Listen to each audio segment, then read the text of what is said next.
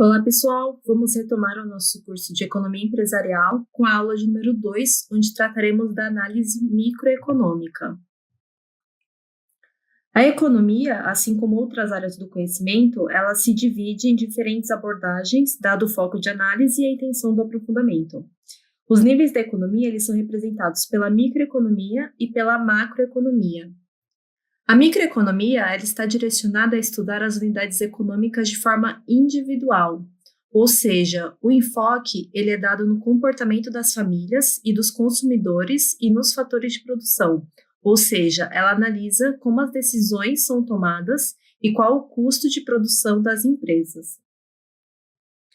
Partindo do pressuposto que a economia ela deve gerenciar a escassez de recursos, a análise microeconômica ela se concentrará na decisão dos indivíduos perante esse problema de escassez, ou seja, analisará como se dá o comportamento de desejo e de compra de determinado grupo de indivíduos ante o bem ou serviço que não está disponível para todos. A limitação que o agente econômico sofre ela é denominada restrição orçamentária. Essa restrição, ela simboliza o máximo dos seus recursos disponíveis contra o seu desejo de aquisição de bens e serviços. Em outras palavras, a gente pode dizer que, considerando que uma família ela tem uma quantidade X de renda, a soma de todas as suas despesas, como aluguel, água, luz e outros gastos, ela não pode ultrapassar esse valor X, visto que ele representa a restrição orçamentária dessa família. No caso das empresas e do governo, utilizamos o conceito de orçamento. Tanto as empresas como o governo, eles planejam o uso de seus recursos e a aplicação correta dos seus investimentos, considerando o orçamento disponível. Caso contrário, o fechamento mensal ou anual, ele não vai acontecer. Ou melhor, vai acontecer, mas a empresa ou o governo ficará em dívida pelo fato dos débitos serem maiores que o total de receitas disponíveis, que é o orçamento. Vamos agora a uma definição do que vem a ser o mercado. O funcionamento de um país e de sua economia, ele se dá por meio das operações que acontecem no seu mercado. Por isso, a gente pode definir mercado como uma instituição, física ou não, onde os fatores produtivos são vendidos e comprados. Como exemplo, temos o mercado imobiliário, onde ocorre a compra e venda de imóveis, o mercado de bens de consumo, onde ocorre a compra e venda de automóveis, eletrodomésticos, móveis, materiais de consumo, dentre outros. Para a economia, o funcionamento do mercado ele é representado pelo conjunto de regras que estabelecem toda a ordem de comercialização, produção e venda dos bens gerados no país. E esse mercado ele sofre influências externas e internas. Essas influências externas e internas, elas representam todos os fatos e acontecimentos que podem interferir no funcionamento e na regulação do mercado. As influências internas, elas podem ser ilustradas de diferentes formas, como, por exemplo, pelo aumento do número de desemprego, pelas condições ambientais dos países, como chuva em excesso ou seca, pela melhoria das condições sociais da população, entre outros fatores. Todos esses fatores eles podem acelerar a dinâmica do mercado ou enfraquecê-lo. Já as dinâmicas externas do mercado econômico, elas podem ser representadas como pela oscilação de câmbio, pelo valor do dólar ou da libra, né, com relação ao real, ou pelos acordos políticos e econômicos em outros países, sendo que esses acordos eles podem afetar a negociação de produtos brasileiros, entre vários outros acontecimentos de ordem externa ao Brasil, mas que de alguma forma interferem no andamento do comércio interno e externo. No contexto geral do mercado, identifica-se pelo menos 3 agentes econômicos que influenciam e são influenciados pelas atividades econômicas. Tem, em primeiro lugar, a empresa, que representa todos os atores envolvidos no processo de produção e comercialização de bens e serviços. Um segundo agente econômico é a família, que representa um conjunto de indivíduos ou unidade familiar cujo comportamento de compra e cujas condições orçamentárias são o foco da análise econômica. E, por último, o governo, que representa a atuação do Estado nas atividades econômicas, seja na esfera municipal, estadual ou na esfera federal. O sistema de mercado, que a gente já discutiu, ele é ilustrado por um fluxo monetário e um fluxo de produtos, ou seja, um fluxo de pagamento pelos produtos e o fluxo de fatores produtivos.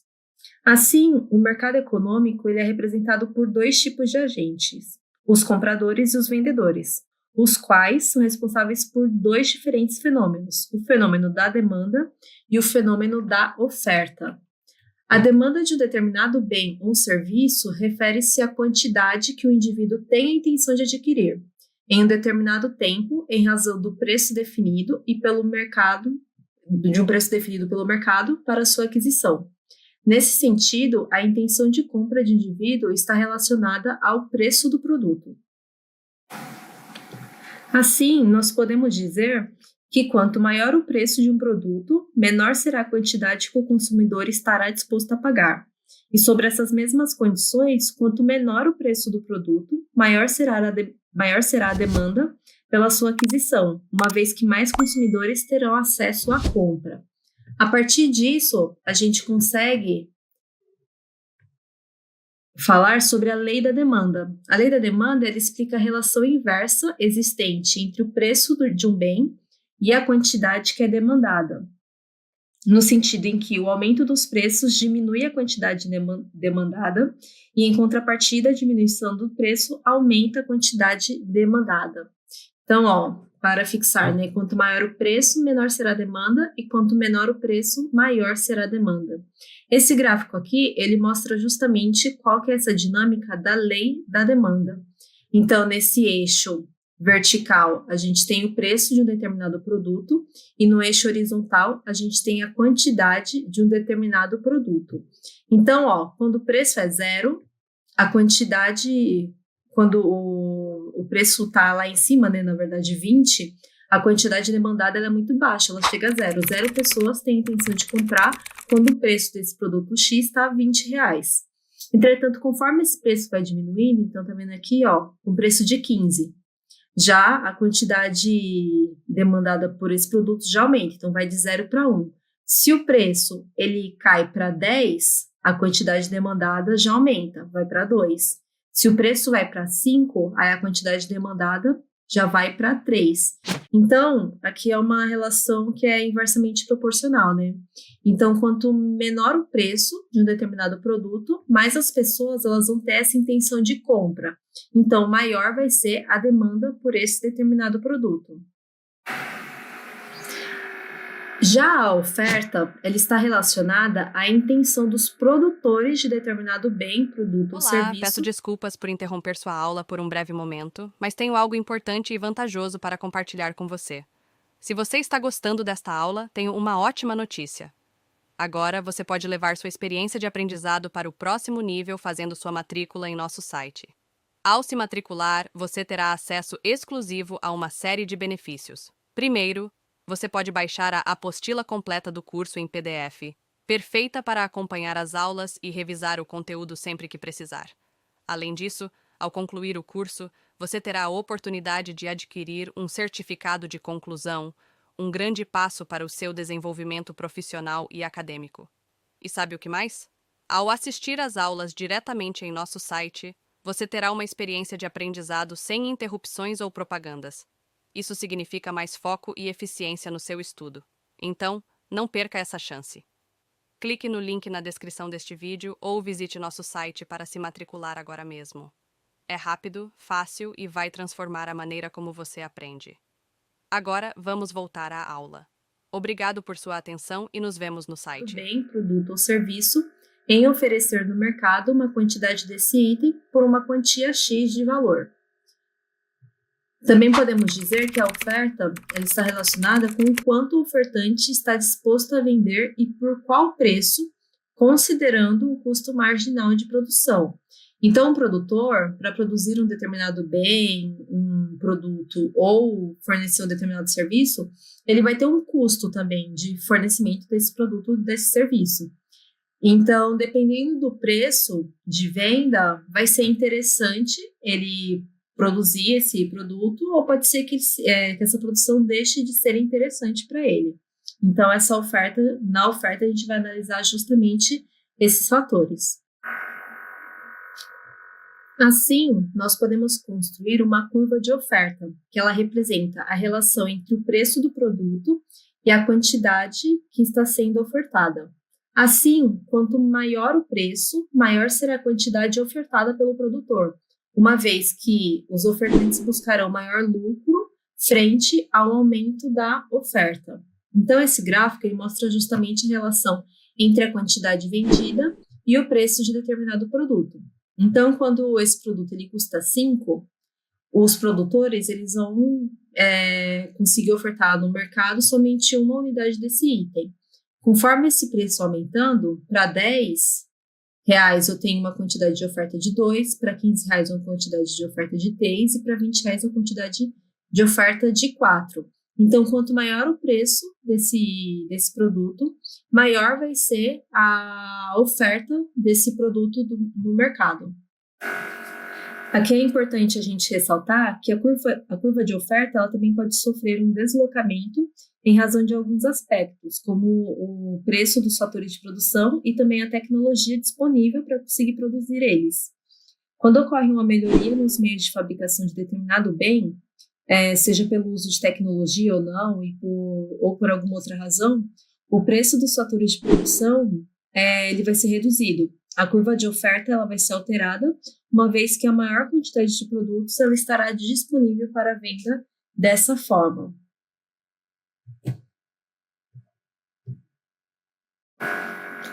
A curva de oferta e demanda ela pode sofrer algumas alterações por uma série de fatores. E o reflexo dessa alteração é o que se denomina de elasticidade de oferta e demanda. Aqui, a gente pode elencar alguns fatores que podem influenciar na oferta e na demanda. Então, em primeiro lugar, a alteração no nível de renda dos consumidores. Então, se a renda dos consumidores aumenta, se ela diminui, vai interferir nessas curvas. Uma mudança no comportamento do consumidor. E, por último, alterações nos preços e em outros bens relacionados que podem substituir o item que está sendo analisado. Com isso, a gente consegue dividir a demanda em dois tipos principais, que é a demanda elástica e a demanda inelástica. A demanda elástica, ela vai acontecer na seguinte hipótese.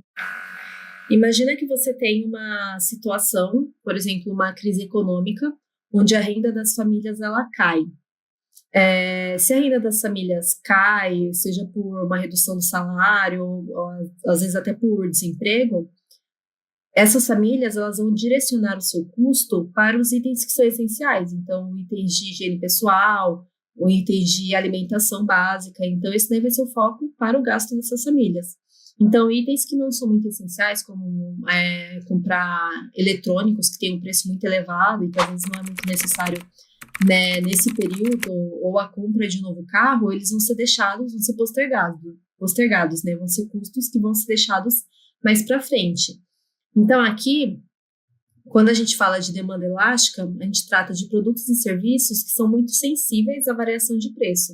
E, geralmente, eles não são muito essenciais. Então, as pessoas vão deixar de comprar esses itens e vão ou deixar de comprá-los ou vão procurar substituí-los por alguma outra demanda. Então, se a renda da família cai ou se o custo desse item fica muito caro, as pessoas vão preferir não comprar esse item. Então, a gente diz que a receita total cai quando esse preço aumenta. Então, por exemplo, se eu tenho uma fábrica de carros e eu tenho uma quantidade X de venda, mas acontece algum desses fatores que eu já falei, a receita dessa empresa ela vai cair se o preço desses carros aumentarem. Então, imagina que, igual aconteceu no período está acontecendo ainda, uma crise nos semicondutores, que aumentou o preço dos veículos que são produzidos aqui no Brasil e no mundo inteiro. Imagina que isso aconteça. O preço dos carros ele aumentou 20%. Então, é esperado que as vendas elas caiam, porque as pessoas não vão ter esse dinheiro para pagar por esse valor do carro, na grande maioria, das pessoas. Então, a receita da empresa ela vai cair quando o preço do meu produto aumentar. Já a demanda inelástica, ela não muda tanto com o preço do produto. Então, imagina que eu tenho um preço que aumente 20% e eu observo, né, no meu mercado que a demanda ela só diminuiu 1%. Isso daqui vai acontecer principalmente para os bens que são essenciais e com poucos substitutos. Então, imagina que o preço do arroz, de feijão, de óleo, que são itens que são essenciais para a alimentação das pessoas, ele começa a aumentar, subir muito o preço. As pessoas, elas podem procurar algumas alternativas, mas esses itens, dificilmente algum vai ter a mesma substituição. Então, as pessoas, independente do aumento de preço que aconteça, elas vão ter que continuar comprando aquele item. Por isso, imagina uma produtora, né, de algum desses itens que são essenciais. A receita delas vai aumentar quando o preço aumenta, porque as pessoas não têm outra opção além de comprar esses itens, porque eles são itens que são essenciais e que as pessoas não têm tantos substitutos assim, certo?